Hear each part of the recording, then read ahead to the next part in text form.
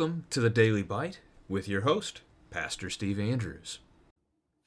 Today's text is from Exodus chapter 3, and really one of the most profound things to discuss in Scripture here is we receive God's name in this text, and so we're going to talk about that together today. We begin with the reading. Now Moses was keeping the flock of his father-in-law Jethro, the priest of Midian, and he led his flock to the west side of the wilderness and came to Horeb, the mountain of God. And the angel of Yahweh appeared to him in a flame of fire out of the midst of a bush. He looked, and behold, the bush was burning, yet it was not consumed. And Moses said, I will turn aside to see this great sight, why the bush is not burned. When Yahweh saw that he turned aside to see, God called to him out of the bush, Moses, Moses. And he said, Here I am. And then he said, Do not come near. Take your sandals off your feet, for the place on which you are standing is holy ground. And he said, I am the God of your father, the God of Abraham, the God of Isaac, and the God of Jacob. And Moses hid his face, for he was afraid to look at God. Then Yahweh said, I have surely seen the affliction of my people who are in Egypt, and have heard their cry because of their taskmasters. I know their sufferings, and I have come down to deliver them out of the hand of the Egyptians, and to bring them up out of that land, to a good and broad land, a land flowing with milk and honey, to the place of the Canaanites, the Hittites, the Amorites, the Perizzites, the Hivites, and the Jebusites. And now, behold, the cry of the people of Israel has come to me, and I have also seen the oppression with which the Egyptians oppressed them. Come, I will send you to Pharaoh, that you may bring my people, the children of Israel, out of Egypt. But Moses said to God, Who am I, that I should go to Pharaoh, and bring the children of Israel out of Egypt? He said, But I will be with you, and this shall be the sign for you, that I have sent you. When you have brought the people out of Egypt, you shall serve God on this mountain. Then Moses said to God, If I come to the people of Israel and say to them, The God of your fathers has sent me to you, and they ask me, What is his name? What shall I say to them? God said to Moses, I am who I am. And he said, Say this to the people of Israel, I am has sent me to you.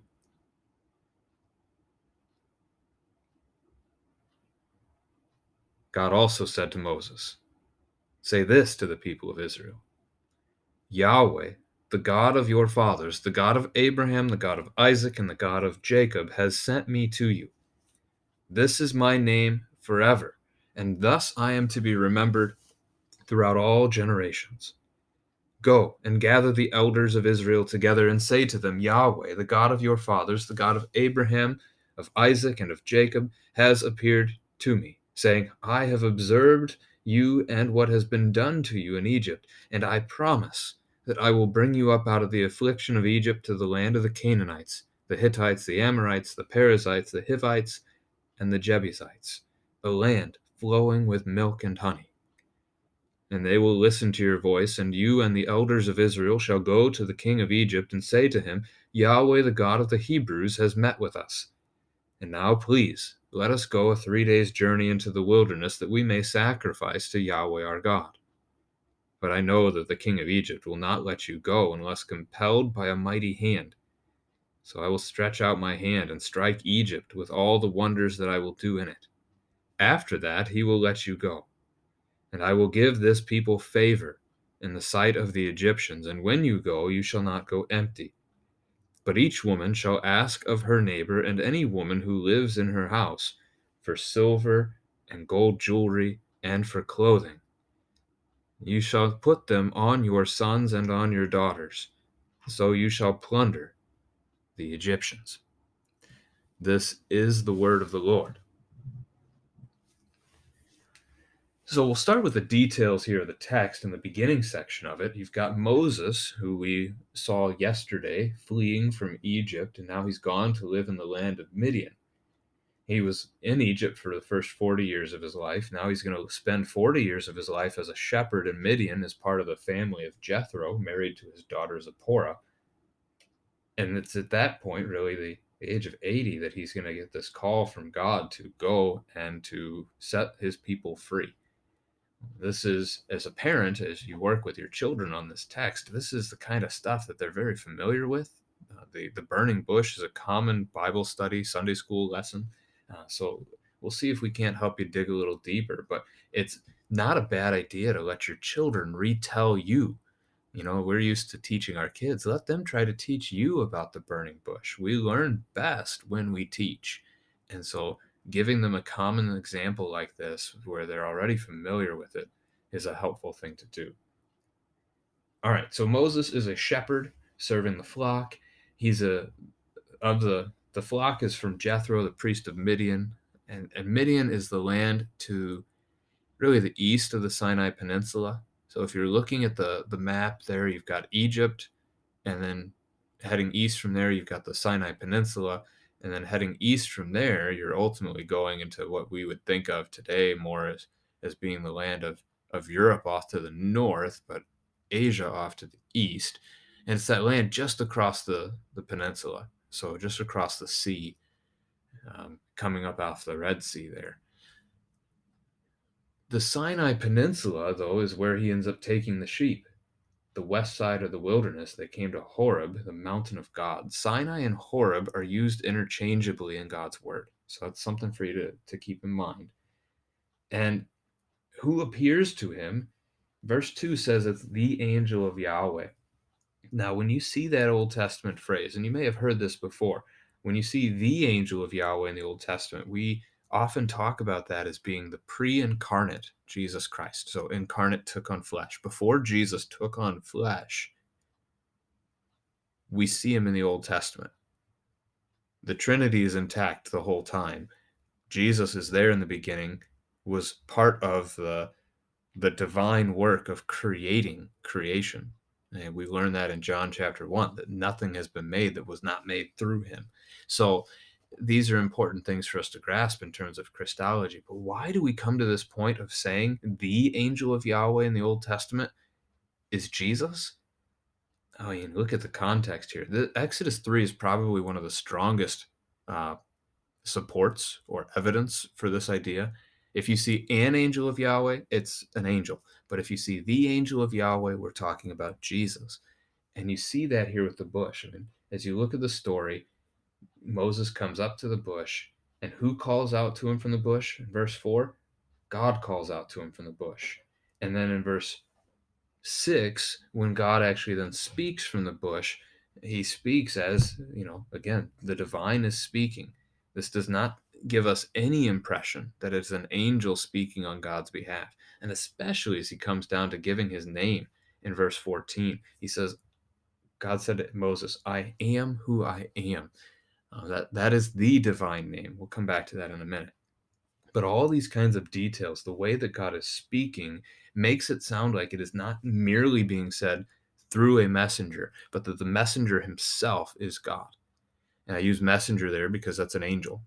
The word angel means an angel or a messenger. So here is a messenger coming to give the message of God. But in this case, with the way that the messenger speaks, with what we see in the text, and again, this is one of those ones that really encourages us to consider this to be Jesus Christ himself that is in this burning bush. The flame of fire also does that. God has a habit of appearing, making himself visible in the form of fire to his people. So you might think of Genesis, I think it's chapter 15, as God appears as a melting fire pot. Or you can think of the pillar of fire that God appears to his people as later in this book as he leads them through the wilderness for 40 years. Now, those are a couple of examples of God making himself visible in the form of fire. We call it a theophany. That's Greek for an appearance of God. Theos is God, and epiphanos is to be revealed or to appear. So theophany, appearance of God. Now in verse 3, Moses sees this strange sight. There's a bush that is on fire, but the fire is not destroying the bush. You could do a devotional thing on that if you really wanted to. If you're okay with your children playing with fire, you could get a branch or something from your backyard, or just some twigs or a couple of leaves or just something small that you can contain, right? We don't want to cause trouble here. And you could light them on fire and watch them burn. And you can talk to your children about what happens when things catch fire, those kinds of things. But here, Moses sees this bush is on fire and it's not being destroyed. Why not? Well, that fire happens to be the consuming fire that is God himself. And he is choosing not to destroy the bush with his presence, but instead he is simply present and he is calling Moses to come and speak with him. And it works, right? Moses sees it and says to himself, I will turn aside and see this great sight, why the bush is not burned. He's 80 years old. This is new to him. Never seen anything like it. He's going to go check it out. That makes sense to us. So God speaks, calls him by name. Moses answers, here I am. And then God gives him instructions. In this verse 5 here, you can actually be like your child. If any of you have children that like to ask you why all the time, do that with this verse with them if you'd like to. Do not come near. Why not? Why not approach? The answer to that is that the sinner cannot come into the presence of God and live. And we're going to see that later in this book of Exodus as well. So we'll keep that conversation, at least for the moment. Take your sandals off your feet. Why? Why would he need to take off his sandals? And God answers that question himself by saying that the ground you're standing on is holy. Okay, so take off your sandals because it's holy ground. So I guess you can't wear sandals on holy ground. Interesting. That's the answer we got, at least. Now, why is the ground holy? The ground itself is not perfect or special per se. Holy, one of the ways we can define holy is to be set apart. The ground is set apart right now. This is at the moment a special place because God is present right there. That makes that space holy. It makes that place set apart, even though in and of itself it would not otherwise be. And then God speaks again and says, I am the God of your father, the God of Abraham, the God of Isaac, and the God of Jacob. We like to identify God when we speak of God by the things that he does. We think of the titles that you would use for God, or if you had to describe God to somebody, what would you say? And so often we focus on what he does for us, and even his names are going to help us do that. We're going to come to those in a few verses here. But in the meantime, God does that too. So as he describes himself to Moses, he introduces himself here as this historical connection. This is not just some random person talking to Moses or a random angel talking to Moses. This is God, the one who was with Abraham, the one who was with Isaac, the one who was with Jacob. Remember your family tree. Remember all of the things that have happened in the past. Remember everything that God has done for you. That's me. God is saying, this one, I am that God who has done this for you. That connection is important, that history of God and what he's done. And that's going to continue through this text as well. Now, again, you can ask your children why. Why is Moses afraid to look at God? That again gets back to God's holiness, that our sinfulness cannot come into his presence. We can't come before the Lord and live. At least we couldn't. That changes in Jesus in Matthew chapter 27, but we'll leave that for now. The temple curtain is a big deal there, ripping in half from top to bottom, from God to man. You are now clothed in Christ, which is why you can come into the presence of the Lord and live. But back to Exodus here for now. Verse 7, God says he has seen the suffering of his people. He knows their suffering. And then he tells in verse 8 is the key.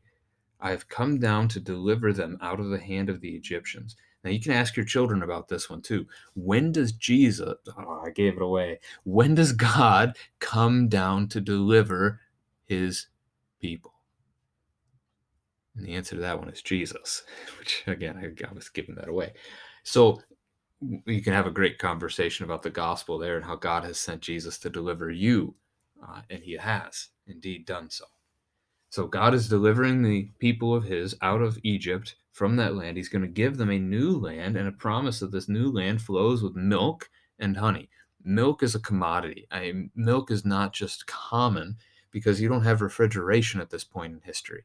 They can't just, milk their cow and keep it for a week. It doesn't work that way.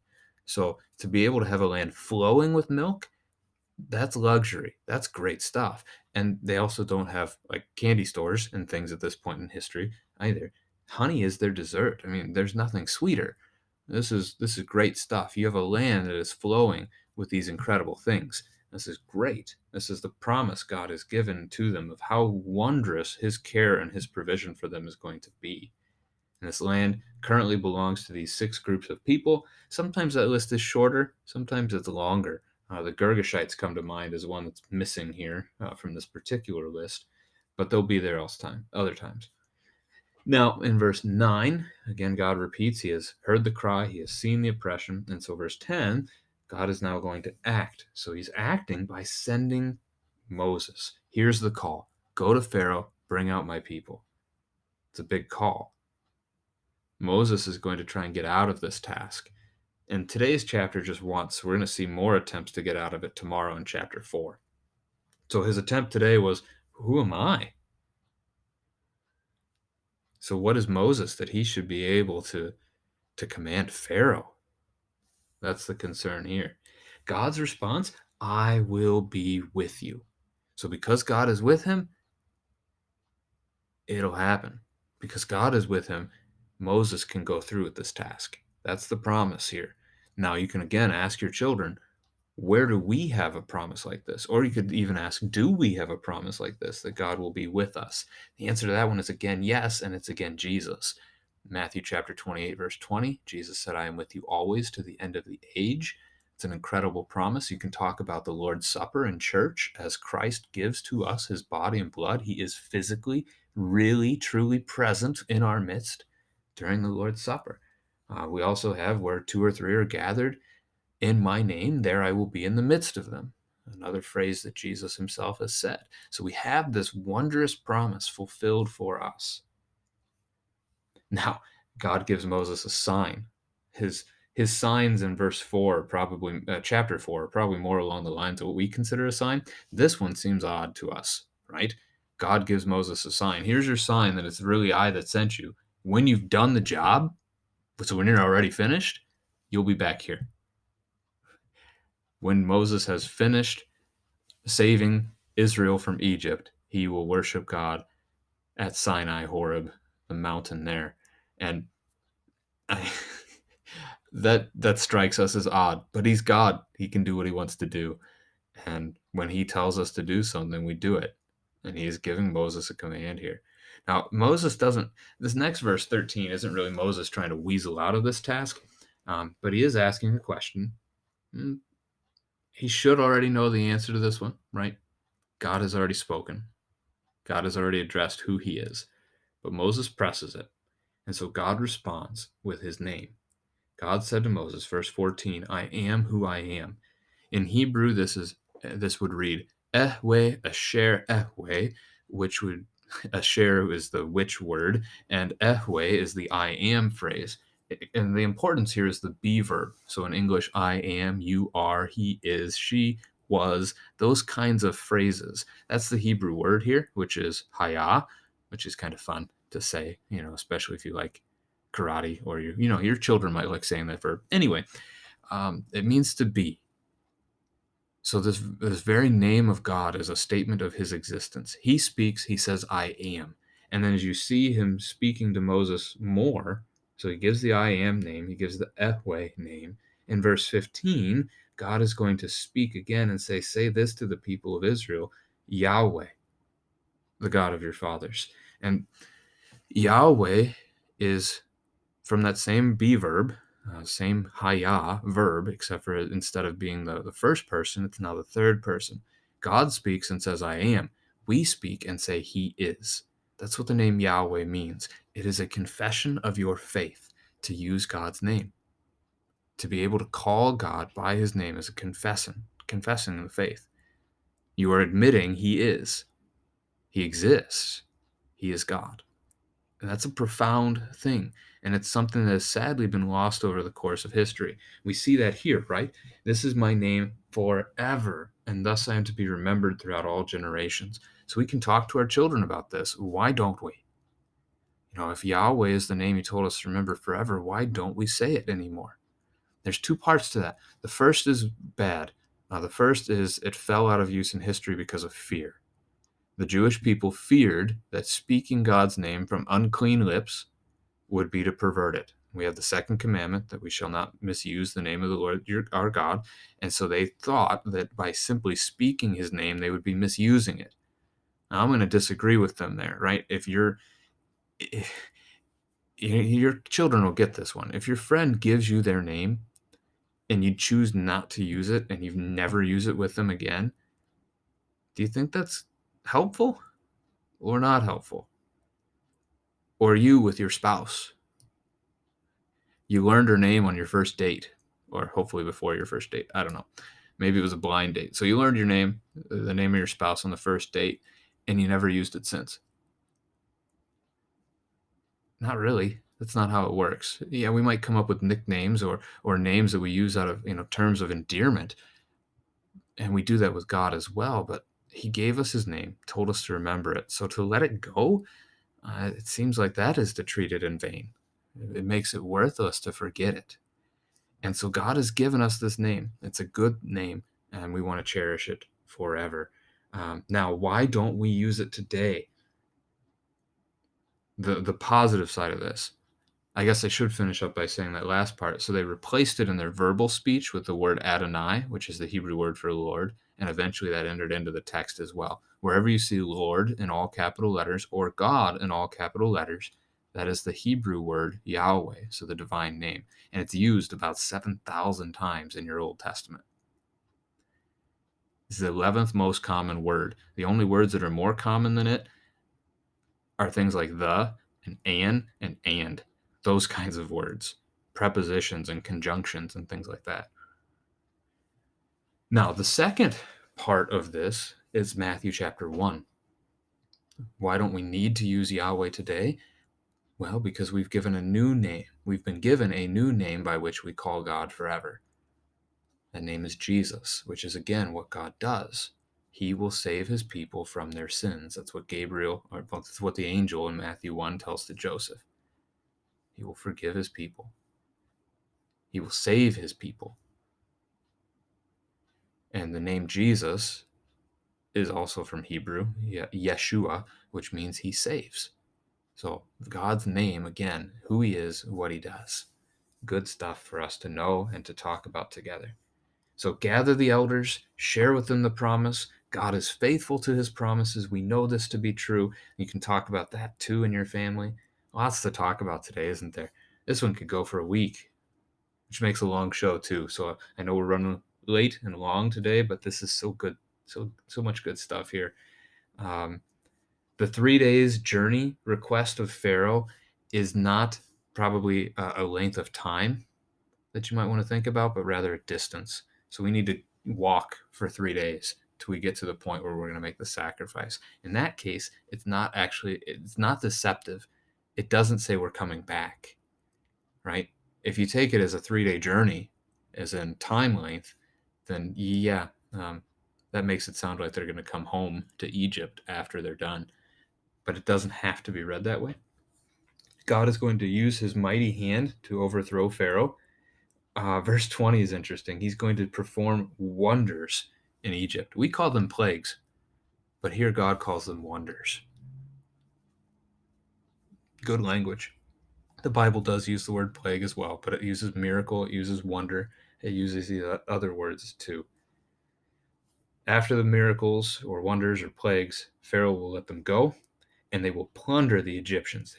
They will be given favor in the sight of their neighbor, so their neighbor will basically pay them, give them all kinds of stuff to leave. So beautiful text, so much here to unpack, and I hope you have a good time unpacking it together. The Lord be with you.